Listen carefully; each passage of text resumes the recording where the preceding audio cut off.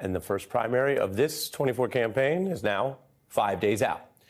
And we're a long ways from November 2016, when, as you see there, Nikki Haley was being sworn in as President Trump's choice to be his administration's voice on the world stage. At the time, he called her a proven deal maker and touted her joining his team.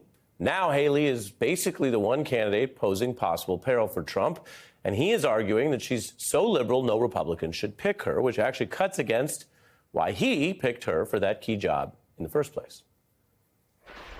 We have an opportunity to get this right. And I know we'll get it right. I don't know that she's a Democrat, but she's very close. I trust you. I trust every single one of you. You know how to do this. You know Iowa starts it. You know that you correct it. She's far too close for you. Trump's campaign is also plowing money into those very attacks. Reporting shows he began with paid ads weeks ago, and they've turned to personal attacks. Now, Trump's allies keep claiming this race is over before it's begun. And as I've told you, Beltway pundits often repeat that same false narrative. The truth is, New Hampshire is where some campaigns actually take off, and we're very early in this process.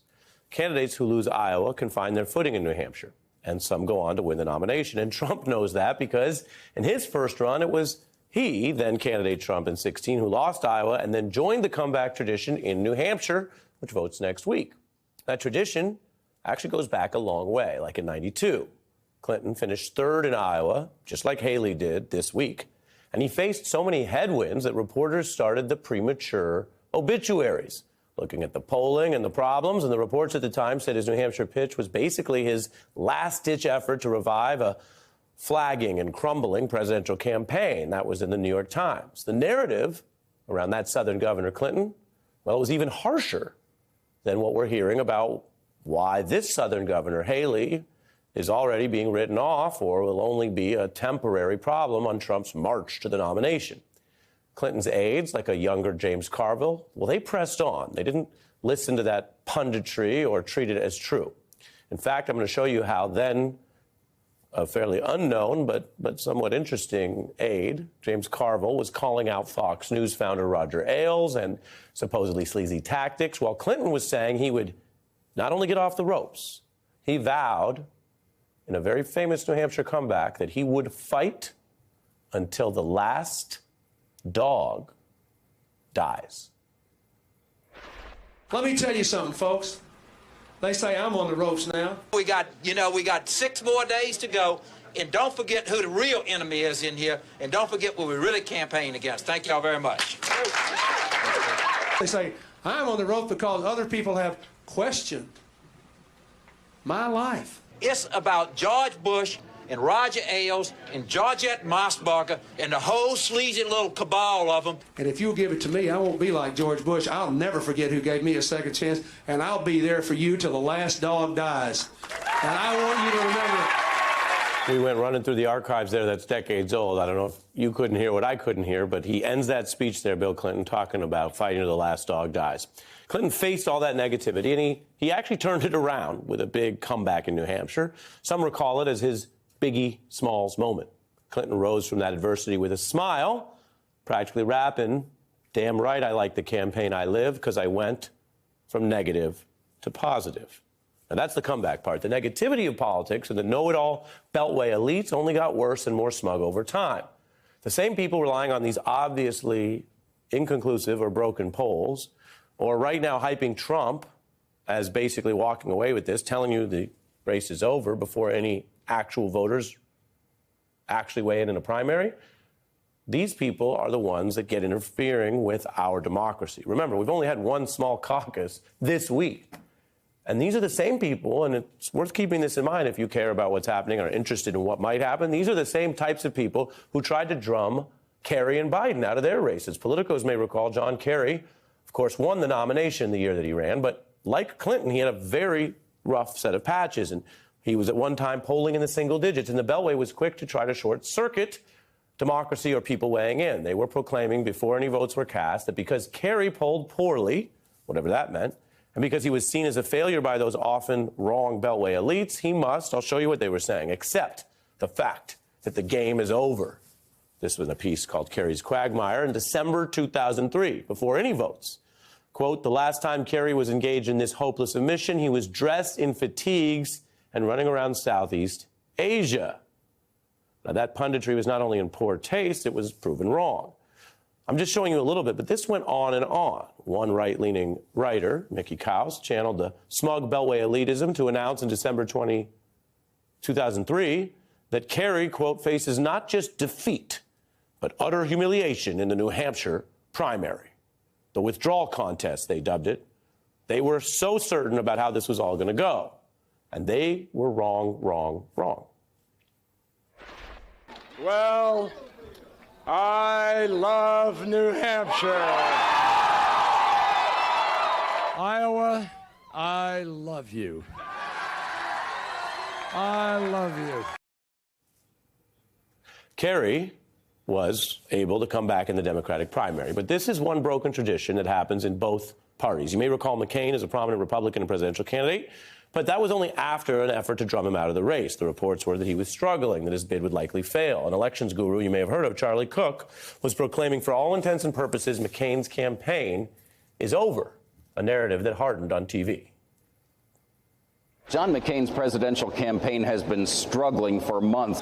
For Senator John McCain, it's been one piece of bad news after another. Just last week, dozens of other staffers were let go after dismal fundraising left the campaign with a paltry $2 million in the bank. If this was a fight, they'd stop it. The Republican political base don't trust John McCain. Charlie Cook of the National Journal wrote it this way: for all intents and purposes, McCain's campaign is over.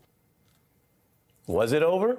I showed you that quote there. And the point tonight is to bring some big skepticism to the same routine when you hear it today about predictions and polls. It's the same broken process, and it goes beyond people being wrong. As everybody knows, and the reason why people talk about media bias is that sometimes if a media and political narrative becomes so powerful and so repeated, it then actually does shape the external world. So something that was wrong, declaring someone a loser, can actually become true.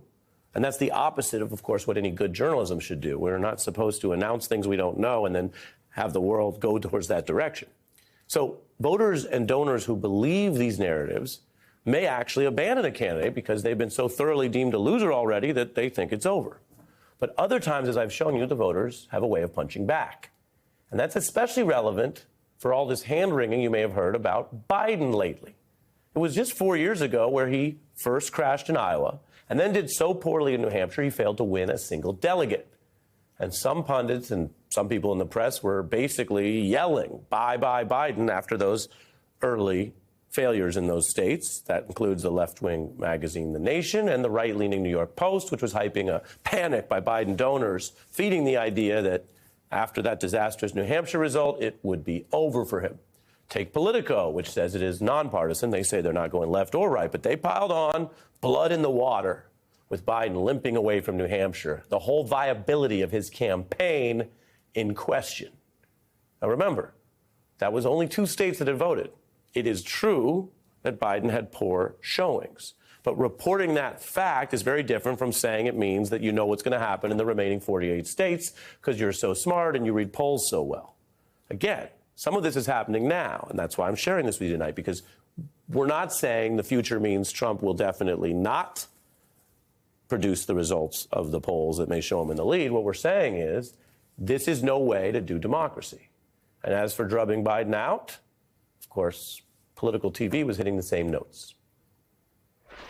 Is it too late for him to reset his campaign? No one's gone this far without a big victory. No one has gone this far, finishing 4th and 5th and vastly under expectations. Joe Biden seems to be gone, and Democrats are sorting out who is going to replace him. Joe Biden only getting 9% here in New Hampshire, is a real problem for his campaign here. Nobody 6 months ago thought we'd be sitting here with Bernie Sanders on his way to the nomination. He's on his way to the nomination. Say it ain't Joe. Biden's spectacular collapse as Dem leader. How often do you see Van Jones and Fox News agreeing? Well, they're agreeing in the mistaken effort that I just showed you has happened more cycles than not, where all of this polling and prediction is wrong and also can get in the way of the process. Now, Trump may hope that his party and the narrative now think this is already over after one state, even though Iowa did have some warning signs for him.